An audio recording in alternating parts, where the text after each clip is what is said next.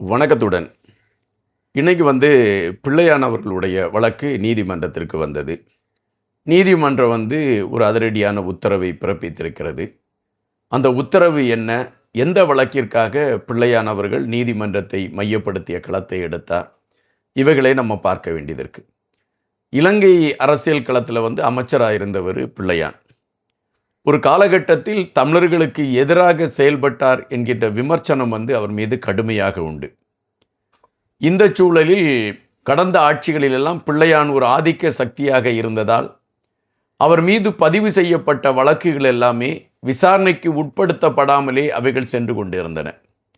ஆட்சி மாறிய பொழுது பிள்ளையான் அவர்கள் மீது இருந்த வழக்குகள் ஒரு வடிவம் காணத் தொடங்கியது. அப்படித்தான் திடீரென்று பிள்ளையான் அவர்களை விசாரணைக்கு அழைக்கிறது காவல்துறை.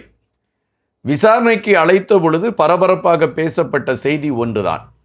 அது என்ன செய்தி என்றால், பிள்ளையானின் வலதுகரமாக இருந்த ஒருவர் பிரித்தானியாவில் இயங்கிக் கொண்டிருக்கக்கூடிய சேனல் 4 என்கின்ற தொலைக்காட்சிக்கு அவர் வாக்குமூலம் கொடுக்கிறார்.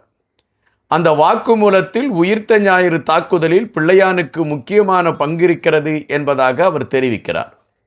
எனவே அந்த வழக்கை மையப்படுத்திய விசாரணைகள் முடுக்கிவிடப்பட்டு பிள்ளையானை அந்த வழக்கிற்கென்று அழைத்திருக்கிறார்கள் என்பதுதான் முதலில் நினைக்கப்பட்ட செய்தி.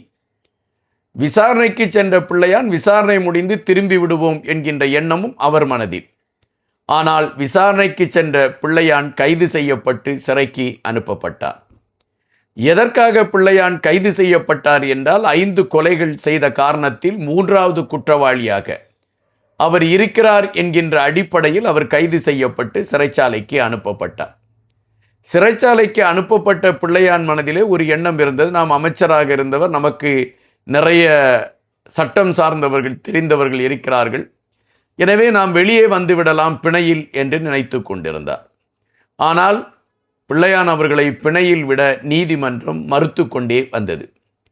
பலமுறை பிணையில் வெளிவருவதற்கான முயற்சிகளை மையப்படுத்தி பிள்ளையான் அவர்கள் முயற்சி எடுக்க ஒவ்வொரு முறையும் நீதிமன்றம் விளக்கமறியலை நீட்டித்து கொண்டே இருந்தது. இன்றும் அப்படித்தான் பிள்ளையான் அவர்களுடைய வழக்கு நீதிமன்றத்திற்கு வந்த பொழுது காணொளி வாயிலாக பிள்ளையானோடு விசாரணை மேற்கொண்ட நீதிமன்றம் அவருடைய வழக்கை தள்ளி வைத்து அவருடைய விளக்கமறியலை நீட்டித்திருக்கிறது என்பதுதான் இன்று பதிவான செய்தியாக இருக்கிறது. நன்றி.